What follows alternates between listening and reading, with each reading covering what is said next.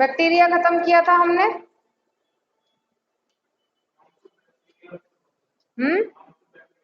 Harmful bacteria, हाँ वो bacteria virus सबका वो डिजीज का आपको एक में मिल जाएगा पूरा, मैं लिखवा दूंगी उसमें, ठीक है। उससे क्या हो जाएगा, उससे आसानी होगी, ठीक। घर कोई डाउट है?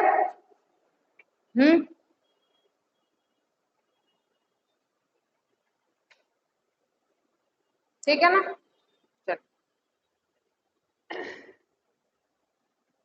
तो अब जो हम बैक्टीरिया पढ़ चुके हैं उनका तो एक सीधी सी बात है कि उसमें तो कोई चेंजेस नहीं होने। बस मैंने क्या कहा था कि जो बैक्टीरिया होते हैं वो कुछ कैसे होते हैं, यूनिसेल्यूलर हैं, मतलब एक कोशिकीय हैं, ठीक है। मैंने ये भी कहा था कि कुछ कैसे होते हैं, मल्टी सेल्यूलर होते हैं, ठीक है। ये लाइन भी मैंने बोली थी, ठीक। अब ये जो मैंने कहा है यूनिसेल्यूलर भी है, मल्टी सेल्यूलर भी है, एक्टिनोमाइसीट्स को हम जब पढ़ेंगे वो भी आपके क्या हैं, यूनिसेल्यूलर हैं। नेक्स्ट कौन सा लिखवाया था, साइनोबैक्टीरिया, है ना। इसके बारे में थोड़ा सा जान लीजिए।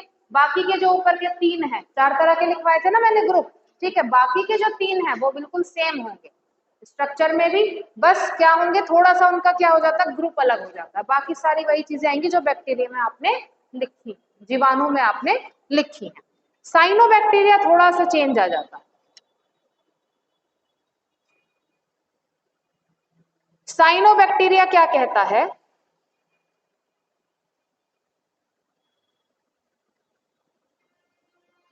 कि एल्गी जानते हैं आप, एल्गी क्या होती है, काई जिसको हम कहते हैं, पानी पे लग जाती है। तो इनका जो प्लेस हुआ वो क्या हुआ, एक्वेटिक हुआ, ठीक है। कैसा हुआ, एक्वेटिक हो। पहले तो यही लिख लो कि यूनिसेल्यूलर होते हैं, साथ साथ मल्टी सेल्यूलर भी होते हैं, ठीक है, बहुकोशिकीय। दूसरा, साइनोबैक्टीरिया है, कहने का क्या मतलब है, यहाँ पे क्या मिलेगा इनके पास बैक्टीरियो क्लोरोफिल मिलेगा। बैक्टीरियो क्लोरोफिल मिलेगा। ये बैक्टीरियो क्लोरोफिल क्या है, इसको हिंदी में भी ऐसे ही लिखते हैं। बायो में ये थोड़ी चीजें आ जाती है कि हिंदी इंग्लिश दोनों सेम हो जाती है, ठीक है। तो इसको बैक्टीरियो क्लोरोफिल आप ऐसे ही लिख लीजिए,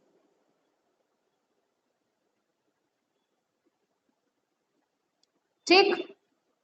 ये क्या करता है क्लोरोफिल, क्लोरोफिल का काम होता है प्रकाश संश्लेषण यानी कि फोटोसिंथेसिस। मैंने एक चीज आपसे क्लियर की थी कि इनमें जो क्या मिलेगा, क्लोरोफिल मिलेगा, वो कैसा मिलेगा, अलग तरीके का मिलेगा। उसका एक नाम भी हमने बता दिया कि किस तरह का वो है। प्रकाश संश्लेषी है भाई ये। और प्रकाश संश्लेषी हुए तो मतलब ऑटोट्रॉफ हुए, ऑटोट्रॉफ स्वपोषी, स्वपोषी मतलब जो अपना खाना खुद बना ले, किसी की भी डिपेंडेंसी नहीं। क्लियर है बात, ठीक है। दूसरा, काई नजर आती है, नजर आती है ना, तो साइनोबैक्टीरिया भी दिखेगा, लेकिन कब, जब वो अपनी कॉलोनी बना लेगा, जब वो पूरा एक कंजस्टेड हो जाएगा ग्रुप में, तो इनकी कॉलोनी कैसी हो जाती है, विजिबल हो जाती है, दिख जाती है, ठीक है। कॉलोनी कैसी हो गई, विजिबल हो गई, दिख गई। लेकिन इंडिविजुअल बेस पे है तो दिखाई नहीं देते हैं, ठीक है। एल्गी को हम एक और नाम भी दे देते हैं, इसको कहते हैं बीजी, यानी कि blue green algae, blue green algae. ये किसका नाम है, ये साइनोबैक्टीरिया का एक एग्जाम्पल, ठीक है।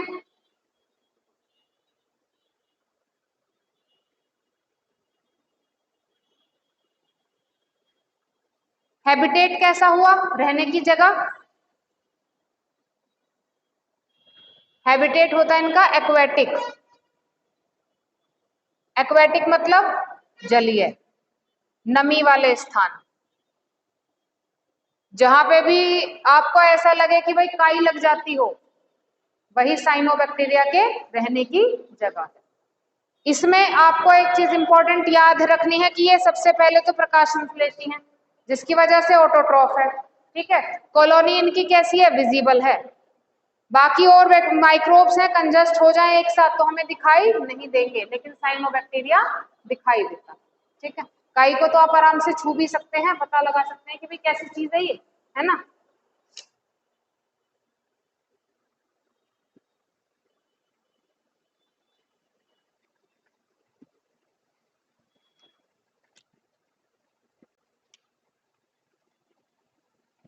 नेक्स्ट हेडिंग आप लिखेंगे प्रोटिस्टा।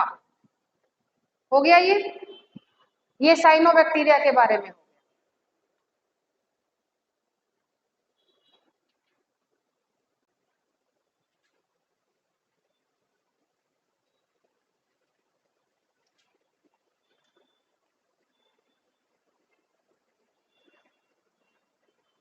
ठीक है, अब जो नेक्स्ट टॉपिक है वो है हमारा क्या, प्रोटिस्टा और फंगस यानी कि कवक।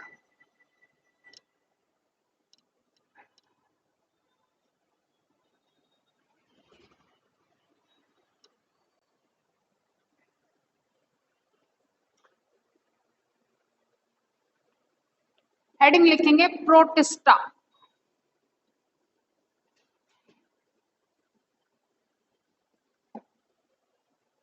ठीक है, प्रोटिस्टा का क्या मतलब होता है, ये भी कहाँ मिलेंगे, ये भी आपको एक्वेटिक हैं, ये जल में रहने वाले हैं भाई, जल में रहने वाले। ठीक है, दूसरा एग्जाम्पल के नाम पे लिख लीजिए प्रोटोजोआ।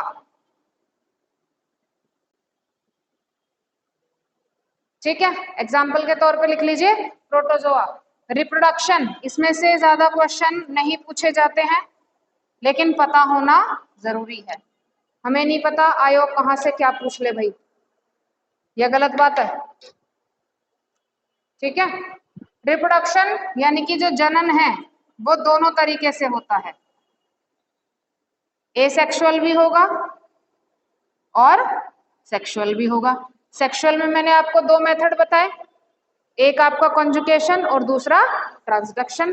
ठीक है, ट्रांसडक्शन मतलब ट्रांसफर ऑफ न्यूक्लियस, और कंजक्शन का क्या मतलब हुआ कि जब दो सेल आपस में क्या कर जाएं, कॉन्जुगेट कर जाएं, फिर न्यूक्लियस का ट्रांसफर। ठीक है, तो सेक्सुअल में तो वही दोनों प्रोसेस रहेंगे आपके, ट्रांसडक्शन और कॉन्जुगेशन।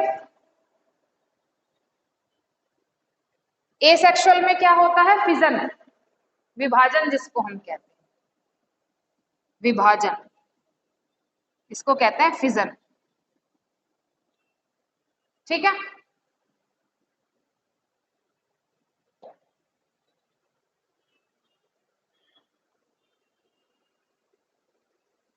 यहां पे सेल डिवीजन के नाम पे होगी मियोसिस। जब कब क्या बन जाएगा, जब जाइगोट बन जाता है तो उसमें क्या हो जाती है, फिर मियोसिस शुरू हो जाती है। सेल डिवीजन दो तरीके का है ना, एक माइटोसिस और एक मियोसिस। तो सेक्सुअल में जब आपका जाइगोट प्रिपेयर हो जाता है तो उसमें कौन सा चलेगा, सेल डिवीजन, मियोसिस चलेगा। ठीक है, ये प्रोटिस्टा की नोट करने वाली बात है। दूसरा, मूवमेंट, कि भाई इसका मूवमेंट कैसा है, गमन कैसा है, चलेगा कैसे। ठीक है, गमन के लिए लिखिएगा with the help of cilia, flagella, कशाभी, रोमाभी, कशाभी, रोमाभी। रोम क्या हो गए, जो पूरे बॉडी पर प्रेजेंट हैं, और कशाभी क्या हो गया, एक सेल का एक टेल। ठीक है ना, तो सीलिया और फ्लैजिला। ठीक है जी,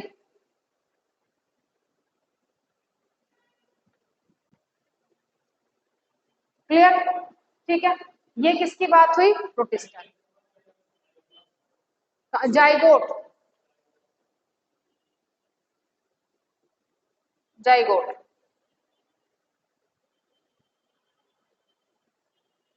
दबा के रखना मतलब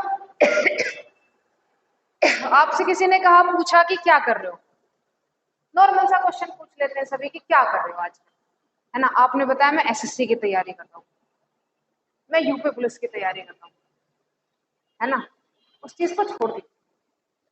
आपसे कोई पूछ रहा है क्या कर रहे हो, कुछ समय कट रहा है, बस सीक्रेटिव बनो थोड़े से, है ना।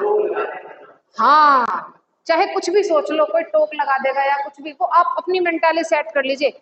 मतलब मेरे कहने का ये मतलब है कि बिल्कुल शर्मीले बन जाओ, पागल बन जाओ। नो, पागल कैसे? जिसको नॉलेज है, जिसको पता है कि मुझे इनके सामने बोलना ही नहीं है ना। फिर एकदम से सरप्राइज दो, वो पूछेगा फिर आपसे आगे, भाई तू तो ये कह रहा था, है ना। तो वो सरप्राइज देने का जो मजा है ना, वो उस फीलिंग को अपने दिमाग में ना इमेजिन करके चलना चाहिए कि इसको तो मैं ऐसा शौक दूंगा, ये खुद शौक हो जाएगा, सोच ही नहीं पाएगा कि क्या कर दिया। बताओ ही मत किसी को भी, है ना, बस लगे रहो अपना धुन में। किसी को ये भी मत, बिल्कुल जाहिर भी मत होने दो कि मैं क्या कर रही हूँ या मैं क्या कर रहा हूँ, मत करो बिल्कुल। उसमें मजा है कि नहीं है ना, उसमें मजा है काम करने। बाकी अगर आप ये सोच रहे हो कि मैंने थोड़ा सा पढ़ लिया, अब मैं थोड़ी सी डींगे मार दूं, ना ना ना, बिल्कुल नहीं, जाना ही नहीं। कॉन्फिडेंस तो है ही नहीं भैया, हमसे ज्यादा तो बिल्कुल, मैं कह रही हूँ कॉन्फिडेंसलेस बंदा ही नहीं है मुझसे ज्यादा कोई, है ना। क्या कर रहे हो भाई, मुझे खुद नहीं पता मैं क्या कर रहा हूँ, मैं तो समय कट रहा है बस, है ना। कुछ नहीं मिल रहा ना, रोज पापा के साथ खेत में से, भाई तेरे पास तो खेत ही नहीं है, ले लिए हमने, बस मैं वहीं जा रहा हूँ। पापा ने कहा तू पढ़ नहीं सकता भाई, रोज ताने सुनाते हैं, इसलिए थोड़ा सा जमीन ले ली, वहीं पे बागवानी करवा दी मुझे, मैं तो वही कर रहा हूँ बस जो कर रहा हूँ। और अंदर की जो बागवानी किताबों की चल रही है ना, उसे मत पता चलने दो किसी को, है ना। जैसे एक एग्जाम्पल फिर से मैं वापस आ जाते हैं, कृष्ण का ही दे देती हूँ। कृष्ण रहते सबके साथ थे, लेकिन कब करना है, क्या करना है, कैसे करना है, ये सिवाय श्री कृष्ण के कोई नहीं जानता था। चाहे उनको कोई कितना ही जानने वाला हो, कोई उनका कितना ही बड़ा भक्त क्यों ना हो, है ना। तभी तो पूरे युद्ध की राजनीति थी, उन्होंने जो युद्ध नीति थी बदल के रख दी थी। अर्जुन ने तो मना ही कर दिया था, अर्जुन ने तो बिल्कुल मना ही कर दिया था कि मैं युद्ध ही नहीं कर रहा। भाई मैं अपने ही पितामह पे, अपने भाइयों पे कैसे तीर चला दूं। फिर उन्होंने कहा कि तीर चलाने किस पे, इन पे तीर चलाने, ये तो इन्हें तो मैं पहले ही मार चुका हूं, तुम्हें तो केवल निमित्त बनना है। तो तुम भी ऐसे ही हो जाओ कि भाई जैसा तू है ना, जैसा तुझे दिखाई दे रहा है, मैं बिल्कुल वैसा ही हूं, लेकिन अंदर से मैं क्या हूं ये केवल मैं जानता हूं। ऐसे बने रहो बस, तब सोचना कि हाँ अब आप बिल्कुल तैयार हो। आप जो मेंटल लेवल से तैयार होते हैं ना, वो यहीं से होते हैं। किसी को कॉन्फिडेंस दिखाओ मत, लेकिन अपने आप में इतना रखो कि क्वेश्चन आने की देर है, सॉल्व होने में देर नहीं। समझ गए? 30 सेकेंड बस, लेकिन किसी को ये चीज दिखानी नहीं है, जाहिर नहीं होने देनी है, बाकी सब बढ़िया चलता रहेगा। ठीक है, चलिए बात करते हैं किसकी, कवक की। कवक का दूसरा नाम फंगस। फंगस तो सब जानते हैं, सब जानते होंगे जो ब्रेड खाते होंगे। हाँ, कॉमन लैंग्वेज में क्या कह देते हैं उसको, हुई, खराब हो गया, हुई लग गई। ठीक है, पहले तो बीमार कर देगी भाई, सीधी सी बात है, बीमारी तो इससे होनी होनी है। ठीक है, बीमारी होनी है, फंगस है तो माइक्रोब हो गया। ठीक है, मिलेगी कहाँ पे, हमने आपको समझाया था कि जो माइक्रोब्स होते हैं उनका फूड जो होता है वो अलग अलग तरीके से लिया जाता है ना।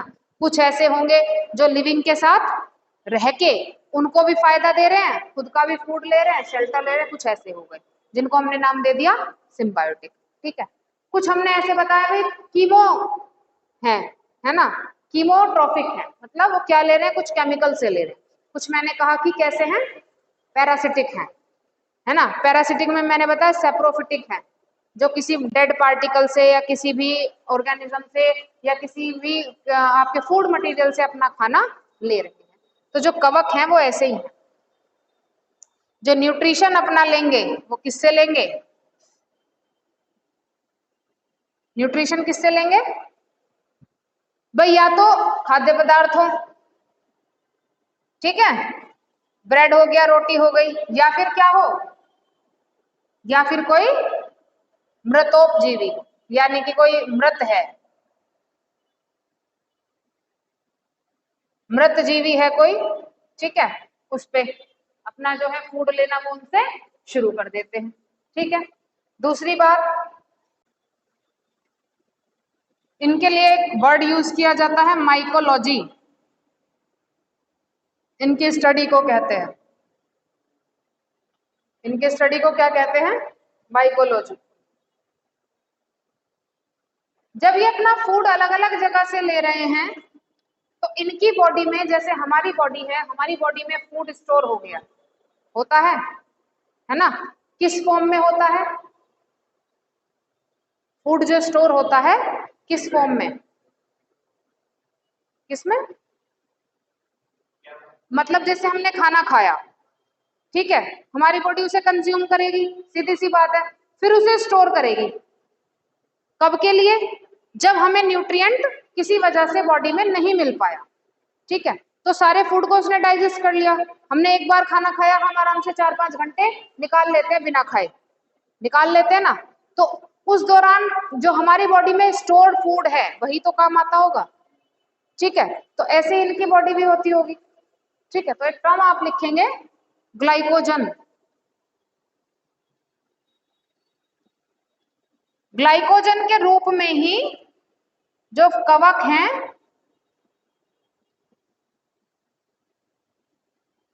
फूड क्या रहता है? स्टोर रहता, ठीक है, ग्लाइकोजन की फॉर्म में।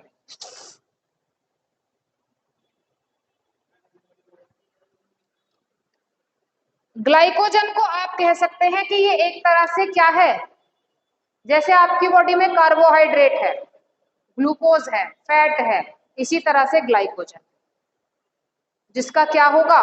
ब्रेकडाउन होगा और वो इनके रिसोर्स में क्या हो जाएगी? टूट जाएगी, ठीक है, क्लियर है बात? ग्लाइकोजन ये दो तरह से आएगा कि कवक के अंदर जो फूड है, जो खाना है, वो किस रूप में स्टोर होता है, वो ग्लाइकोजन, या फिर उसमें जो भोज्य पदार्थ है वो कौन सा उसका भोज्य पदार्थ है? ग्लाइकोजन। आंसर भोज्य पदार्थ जब नाम आ जाए तो आंसर कवक का ग्लाइकोजन होगा, ठीक है जी। कवक के अंदर क्या होते हैं? जाल पाए जाते हैं,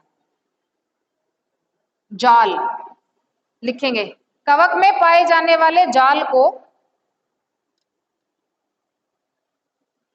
कवक में पाए जाने वाले जाल को माइसीलियम कहते हैं, माइसीलियम कहते हैं, ठीक है। अब जब जाल है तो एक उसका एक कोई फाइबर भी होगा, है ना? तो सीधी सी बात है, अगर हम ये कह रहे हैं पूरा जाल प्रेजेंट है तो उसका एक कोई पर्टिकुलर एक फाइबर भी तो होगा। उस एक फाइबर को हम क्या कहते हैं? हाइफी कहते हैं। उस एक फाइबर को क्या कह दिया? हाइफी, ठीक है जी।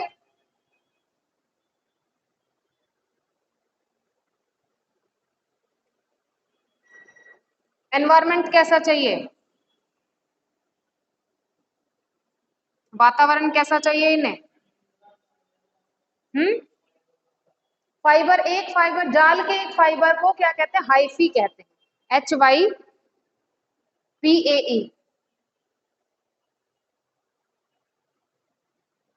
जाल क्या कहलाया? माइसीलियम। और एक उसका तंतु क्या कहलाया? हाइफी, ठीक है जी। एनवायरमेंट कैसा होगा?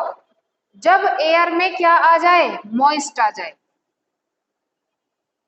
ज्यादा गर्मी होगी तो फंगस नहीं काम कर सकती, या हो जाती है, सुखा देती है वो चीजों को, है ना? जब नमी आ जाती है, बरसात का मौसम आ जाता है, जब आपको ऐसा लगता है कि अब हवा कैसी हो गई है? नमीदार हो गई है, ठीक है, तब आपको चीजों पे फंगस लगनी शुरू दिखाई देती, ठीक है ना? तो एनवायरमेंट कैसा चाहिए इन्हें?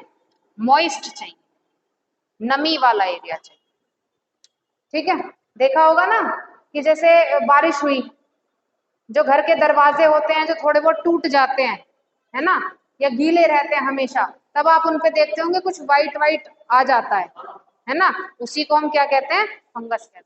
तो इनका हैबिटेट कैसा हुआ? मॉइस्ट हुआ। एनवायरमेंट कह दो, वातावरण कह दो, या फिर क्या कह दो? हैबिटेट कह दो। कैसा है? नमी वाले एरिया है सारे, बिल्कुल पानी नहीं, नमी, जहां पे क्या आ जाए? नमी आ जाए, ठीक है। नेक्स्ट लिखिए,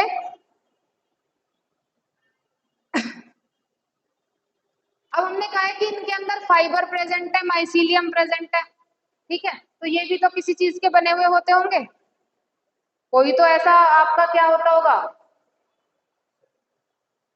कोई तो सेल होगी या कुछ तो ऐसा होगा बॉडी में जिसकी वजह से ये बनते होंगे, नाम लिखिएगा। कि इसमें जो तंतु और क्या है, यानी कि आप लिखिए हाइफी और माइसीलियम, तंतु वगैरह छोड़ दीजिए, लिखिए हाइफी और माइसीलियम किसके बने हुए होते हैं, सेल्यूलोज या फिर काइटिन, सेल्यूलोज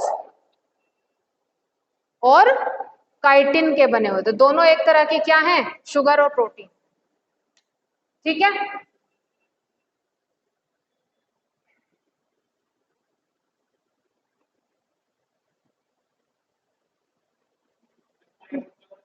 काइटिन, काइटिन इस एक तरह की प्रोटीन होती है। ठीक है जी, काइटिन जैसे हमने सेल वॉल बताया था, है ना, तो सेल वॉल भी तो हमारी किसकी बनी हुई होती है, ये क्वेश्चन भी गलत किया था आप लोगों ने। सेल वॉल किसकी बनी हुई होती है गर्भ, सेल्यूलोज और काइटिन की बनी हुई होती है ना। और जो आपकी प्लाज्मा मेम्ब्रेन होती है वो लिपिड कार्बोहाइड्रेट्स की बनी हुई होती है। ठीक है ना, चलिए करवाती रहूंगी याद बीच बीच में, तो पीछे का पढ़ के आया करो साथ साथ, ठीक है, ताकि आंसर आपसे आए। ठीक, मुझे तो रट्टी पड़ी है सारी चीजें। लिखिए, अब लिखते हैं कवक के लाभ।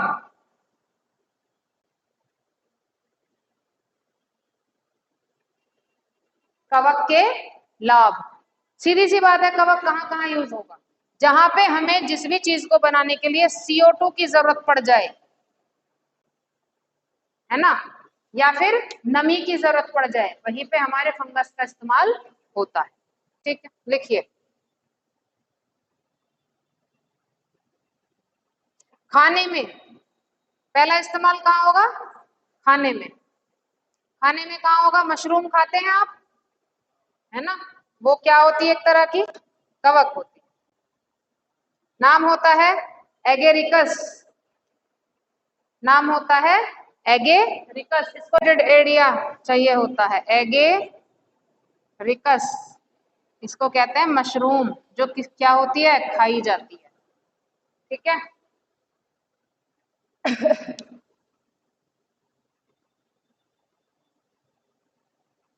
दूसरा लिखेंगे ब्रेड बनाने में, ब्रेड बनाने में,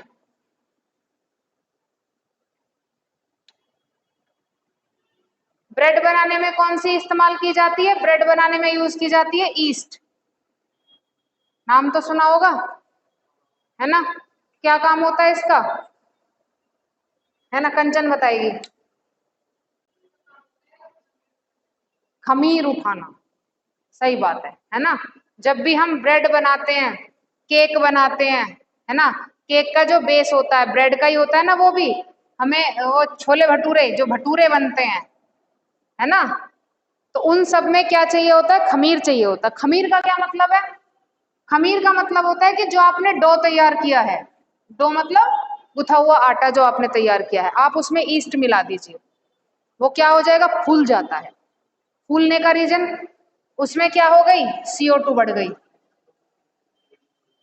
उसमें क्या हो गई, CO2 बढ़ जाती, ठीक है, अजीब सी महक आने लगती है ना, ठीक है, आटा आप गर्मियों में बाहर छोड़ दीजिए, CO2 की प्रेजेंस होगी, ईस्ट वहां पे अपने आप आ जाएगी, और ईस्ट क्या करेगी, अपना रिप्रोडक्शन करेगी, और उस आटे को उस बर्तन से आधा, जब आप उसे ऐसे उठा के देखेंगे ना, तो उसमें आपको जैसे ब्रेड में जाली होती है, ऐसी जाली नजर आती है, किसकी वजह से है, वो ईस्ट की वजह से, जिसका एनवायरमेंट कैसा, CO2। ठीक है जी,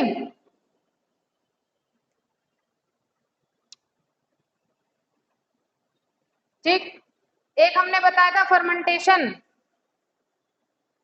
फर्मेंटेशन क्या होता है, चीजों को क्या कर देना, सड़ा देना, किण्वन जिसको मैंने कहा था, किसमें यूज किया जाता है, वाइन बनाने में, वेरी गुड, ये तो याद रहेगा, है ना, वाइन बनाने में यूज किया जाता है। अब इस फर्मेंटेशन में एक एंजाइम होती है, लिखिए फर्मेंटेशन में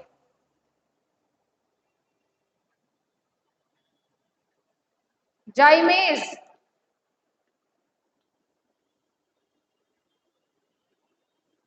जाइमेज एंजाइम होती है। इसका काम क्या होता है? इसका काम होता है ग्लूकोज को तोड़ना। क्या काम है इसका?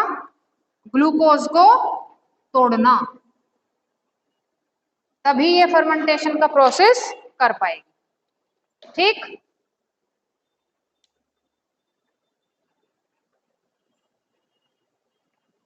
क्लियर है बात?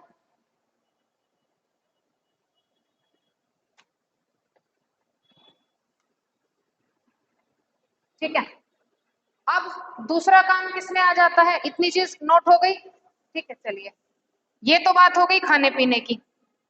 अब भाई ईस्ट हम ये कह रहे हैं मृतोपजीवी है, जो चीजें डेड हो गई हैं उन पे लग जाती है और उनको क्या करेगी? एज अ फूड पार्टिकल लेती है। ठीक है, जब फूड पार्टिकल लेगी तो कुछ वेस्ट भी तो उसमें से होगा या नहीं होगा? अब जैसे केंचुआ है, मिट्टी खाता है ना? अब वो मिट्टी खाने के बाद मिट्टी में ही रहता है और मिट्टी को क्या बनाता रहता है? फर्टाइल बनाता रहता है। तो नेक्स्ट हेडिंग लिखेंगे, ये क्या करती है? मिट्टी को उपजाऊ बनाती है। क्या करती है? मिट्टी को उपजाऊ बनाती है। उपजाऊ मतलब सॉइल को क्या कर देगी? फर्टाइल बना देती। ठीक है, कैसे? कैसे? हमने कहा कि इसका एक नेचर है सैप्रोफिटिक। ठीक है, हमने क्या कहा? इसका एक नेचर है, कैसा नेचर है? सैप्रोफिटिक। जो चीजें डेड हो गई हैं ये क्या करेगी? उन्हें एज अपना फूड रिसोर्स लेना शुरू कर देती है। बाद में वो क्या होंगे? वो डिसॉल्व होते रहते हैं, वो मिक्स होते रहते हैं किसमें? सॉइल में। और साथ साथ क्या होता रहता है? सॉइल की फर्टिलिटी इंक्रीज होती है। ठीक है, किस नेचर की वजह से है सारा काम? सैप्रोफिटिक नेचर की वजह से।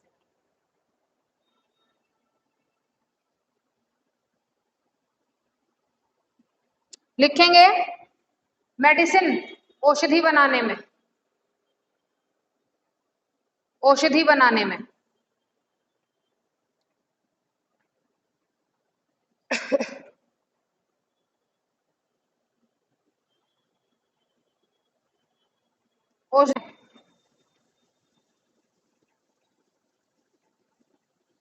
नोटेटम, ये नाम है किसका? किसका नाम है? ये कवक का नाम है ना? किसका नाम है? ये कवक का नाम है। इस पे काम किसने किया? काम किया इस पे अलेक्जेंडर फ्लेमिंग ने। अलेक्जेंडर फ्लेमिंग ने काम किया।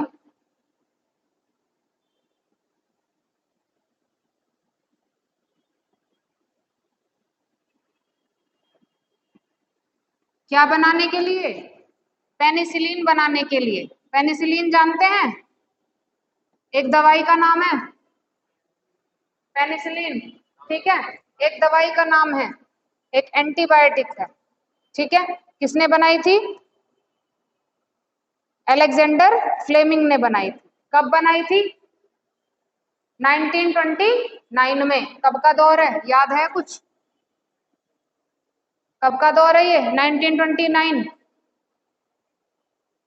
वर्ल्ड वॉर का दौर है ये। उसी दौरान जब महामारी फैल गई थी, है ना? महामारी के दौरान ही अलेक्जेंडर फ्लेमिंग ने पेनिसिलियम नोटेटम कवक की सहायता से एक एंटीबायोटिक बनाई थी जिसका नाम था पेनिसिलिन। बहुत पूछा जाता है। ठीक है,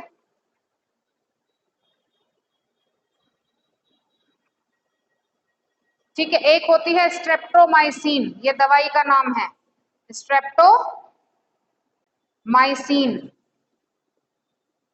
कवक का भी यही नाम है और दवाई का भी यही नाम है। तो मैं क्या सोच रही हूँ कि जैसे हमने बैक्टीरिया पढ़ लिया, ठीक है, हमने वायरस पढ़ लिया, अब हमने फंगस भी पढ़ लिया। ठीक है, तो क्यों ना तीनों का एक हार्मफुल इफेक्ट साथ में दे दिया जाए, है ना?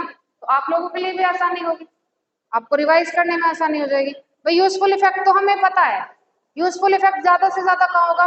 खाने में होगा, मेडिसिन बनाने में होगा और आपका बिवरेजेस। हाँ, एक चीज का ध्यान रखना, ये जैसे मैंने कहा बिवरेजेस, बिवरेजेस का मतलब क्या होता है, जितनी भी आपकी पीने वाली चीजें आ जाती हैं, ठीक है। लेकिन सॉफ्ट ड्रिंक, अब सॉफ्ट ड्रिंक और हार्ड ड्रिंक मुझे बताने की जरूरत नहीं ना, हाँ वेल नॉन। सॉफ्ट ड्रिंक क्या होती है और हार्ड ड्रिंक क्या होगी, जितना भी वाइन एल्कोहलिक मटेरियल है वो हार्ड ड्रिंक में आता है, और जितना भी आपका जूस, कोई भी कोल्ड ड्रिंक, कुछ भी, ठीक है ना, वो सब उसमें बियर अल्कोहलिक होती है, उसमें थोड़ा सा डाला जाता है, हाँ कम होता है वाइन। एनिमल जो है, प्लांट भी और एनिमल भी, ठीक है। यहाँ पे भी आपको फाइलम मिलेंगे, यहाँ पे भी आपको क्या मिलेंगे, फाइलम मिलेंगे, ठीक है। तो अब क्या होगा, जो एनिमल के फाइलम हैं, जो मोस्ट इंपॉर्टेंट फाइलम होते हैं, सारे फाइलम नहीं, क्योंकि सारे आप लोगों को नहीं पढ़ने, सारे कौन पढ़ते हैं, सारे वो पढ़ते हैं जो पर्टिकुलर सब्जेक्ट पे काम करते हैं, हाँ ठीक है ना। तो दोनों में ही जो फाइलम इंपॉर्टेंट हैं उनको मैं आपको कवर अप करवा दूँ, ठीक है। एक तो हो गया किंगडम यानी कि जगत, और फाइलम को कहते हैं संघ, ठीक है। तो उन फाइलम्स के बारे में, उनके क्या क्या कैरेक्टर हैं, कहाँ कहाँ पे मिलेंगे, है ना, एक फाइलम में कौन कौन से ऑर्गेनिज्म आ जाते हैं, इतना सफिशिएंट है आपके लिए, ठीक है। तो उतना आपको मैं करवा दूंगी। तो ये फंगस समझ में आया आपको, प्रोटिस्टा समझ में आया, प्लांट और एनिमल इसी तरह से हम उसमें पढ़ेंगे, ठीक है। चलिए।